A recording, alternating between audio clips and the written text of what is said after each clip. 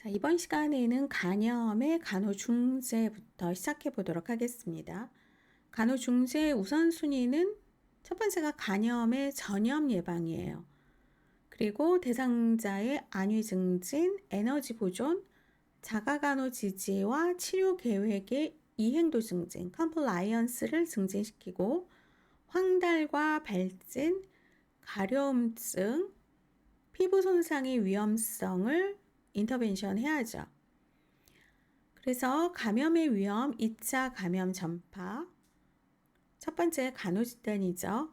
간호중재에는 표준 예방 조치와 세심한 손위생을 실천을 하고 간염 바이러스는 대변이나 혈액, 체액과의 직접적인 접촉을 통해서 전염이 됩니다. 그래서 표준 예방 조치와 올바른 손위생을 사용하면 의료 종사자와 다른 대상자가 바이러스에 노출되는 것을 방지할 수가 있습니다. 또 A형 간염이나 E형 대상자일 경우, E형 간염일 경우에 표준 예방 조치를 취하고 변실금이 있는 경우에 접촉 예방 조치를 취합니다.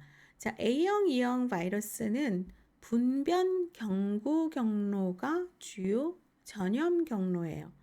그리고 다른 간염 바이러스는 혈액 및 체액을 통해서 전염이 되죠.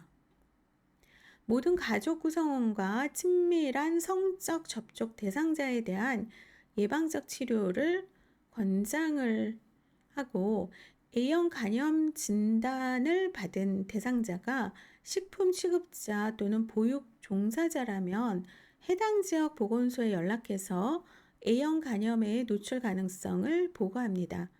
대상자의 개인정보 보안을 유지하고 바이러스에 노출되었을 가능성이 있는 사람들의 예방적 치료는 간염의 지역 전염을 예방할 수가 있고 필요시 방문객을 제한해서 대상자와 가족에게 격리법을 설명합니다. 두 번째 간호 진단은 피로예요. 하루 종일 계획된 휴식 시간을 지키고 적절한 휴식을 취하는 이유는 면역 기능에 필수적이기 때문입니다. 급성 간염에서 피로와 허약은 흔한 컴플레인 증상이에요. 그래서 침상 안정이 필요한 경우는 드물지만 적절한 휴식과 활동 제한은 필요하다는 거죠.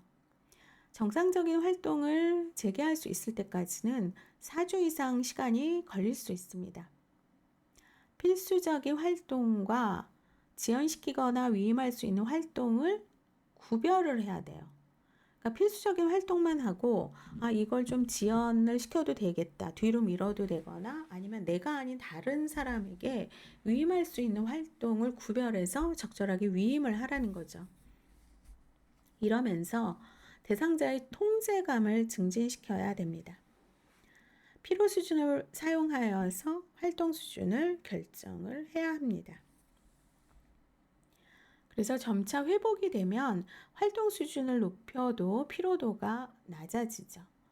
피로감이 심할 때는 침상에서 쉬도록 하고 앉아서 양치하거나 사용할 물건을 손 가까이에 놓아서 에너지를 적게 사용하도록 해야 돼요. 그리고 서 있는 자세를 되도록 피하게 하는 이유는 이 서 있는 자세, 스트레이트 자세가 간으로 유입되는 혈류를 감소시켜서 간으로의 혈액순환이 충분하지 못하게 될 수가 있기 때문입니다. 심한 피로감을 느끼지 않는다면 대상자의 에너지 수준에 맞는 활동을 유지하고 지나친 침상 안정은 도리어 허약감을 초래하기 때문에 욕실 사용, 개인위생, 음식 섭취 등의 일상 활동을 권장을 합니다. 스트레스는 피로감을 증가시키기 때문에 TV, 독서, 라디오, 점진적인 이완요법을 사용해서 스트레스를 완화하도록 격려하고 특히 황달 기간 동안은 식후의 휴식 시간을 갖도록 계획을 해야겠죠. 대부분의 대상자들은 황달 전기에 심한 피로감을 느끼고 황달이 완전히 사라질 때까지 계속됩니다. 회복기에 너무 일찍 과도한 활동을 하는 대상자들은 간염이 악화될 수가 있기 때문에 식욕부진이나 간 비대, 상복부 압통 등의 증상이 재발하는지 관찰을 해야 됩니다. 그 다음에 세 번째 간호 진단이 영양 불균형, 신체 요구량보다 적은 상태.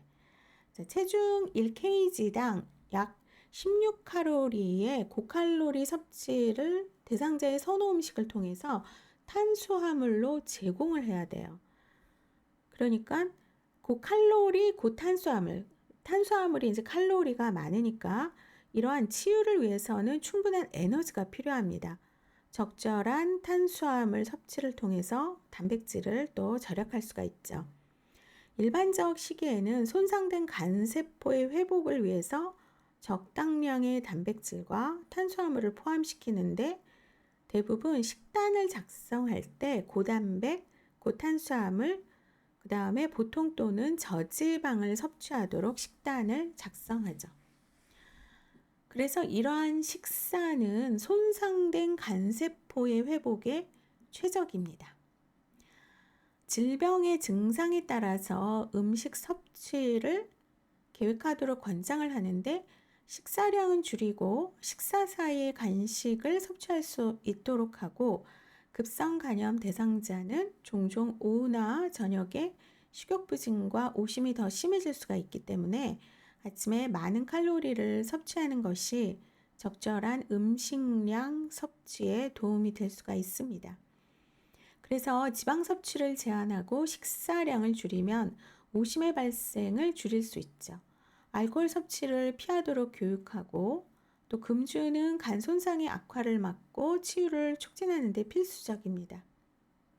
그래서 충분한 칼로리와 영양소 섭취를 유지하기 위해서 뉴케어 같은 식사 대용 음료나 영양 보충제 사용을 권장을 하죠.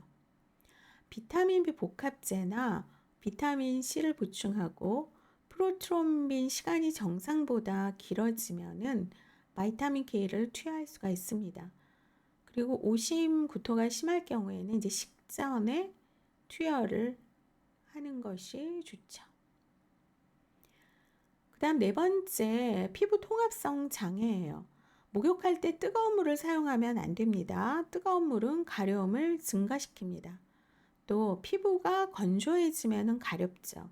그래서 건조해지지 않도록 피부를 촉촉하게 유지하기 위해서 로션이나 크림을 바르고 비누나 알코올 제제를 피부에 사용하지 않습니다. 피부 손상을 예방하기 위해서 손톱을 짧게 자르고 필요할 때는 잠잘 때 장갑을 적용하는 것이 좋죠. 전환요법을 실시를 하는데 가려움증에 집중하는 것을 감소시킬 수가 있습니다.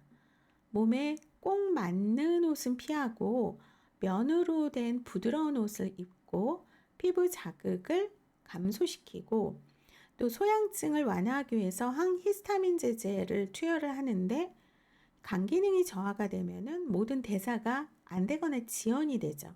그러면 약물 대사도 지연이 되기 때문에 이러한 약물의 어떤 부작용을 세심하게 관찰을 해야 합니다.